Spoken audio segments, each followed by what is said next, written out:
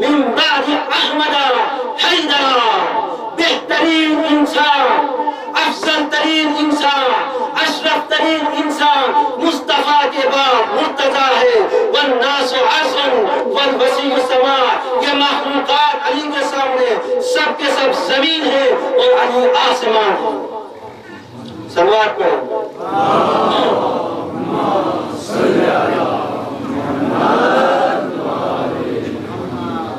امام شافعی نے کہا لو ان المرتضیٰ ابدا محلہ لصار الناس طرا سجدا له، اگر امیر المومنین علی مرتضیٰ اپنے محل کو، اپنی جائیداد کو، اپنے مقام کو، اپنی منزلت کو آشکار کر دے تو یہ مخلوقات چوک در چوک آ کر علی کے سامنے سجدے ریز ہو جائیں گی۔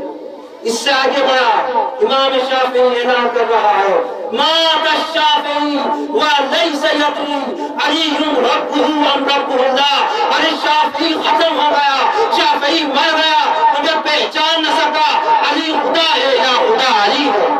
سوال پڑھو۔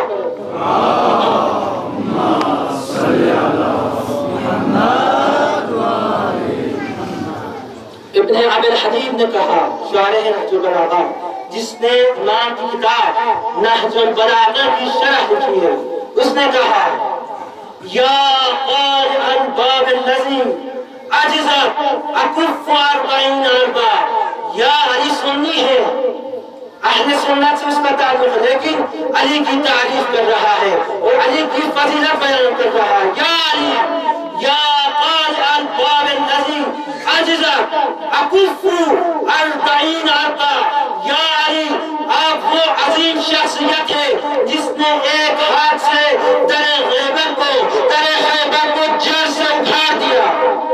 اب وہ در خیبر، وہ دروازہ جس کو کھولنے کے لیے اور اسے بند کرنے کے لیے 44 افراد کی ضرورت ہے، بند کرنے کے لیے، کھولنے کے لیے 44 افراد مل کر اسے کھولتے ہیں اور اسے بند کرتے ہیں۔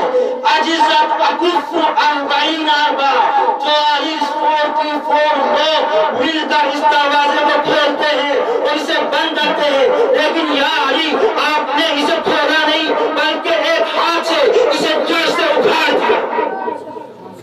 تو پوچھے کہ طاقت کہاں سے آئی، یہ قدرت کہاں سے آئی، یہ پاور کہاں سے آئی؟ تو امیر المومنین نے فرمایا ما طلعت باب الخیبر بقوت بشریت، ما طلعت باب الخیبر بقوت بشریت بل طلعته بقوت ربانیت قدسیہ، میں نے در خیبر کو بشری طاقت سے، انسانی طاقت سے، معمولی طاقت سے نہیں اٹھایا، بل طلعته بقوت ربانیت قدسیہ، بلکہ اللہ کی دی ہوئی ربانی، قدسی اور الہی طاقت سے اسے تیار کیا۔ یہ معمولی طاقت نہیں ہے، یہ اللہ کی طرف سے دی ہوئی طاقت ہے، اسی لیے در خیبر کو اسے کھول نہیں سکتے، امیر المومنین نے اکھاڑ دیا۔ اور صاف علی و گفتگو ممکن نیست، گنجائش باح در سبو ممکن نیست، من ذات علی به واجبی نشناسم اما دانم که مثل او ممکن نیست، نماز بی ولای او عبادتی است بی وضو، به منکر علی بگو نماز خود قضا کند، علی کی محبت کے بغیر ولایت کے بغیر جو نماز پڑھی جاتی ہے سب کے سب باطل ہے۔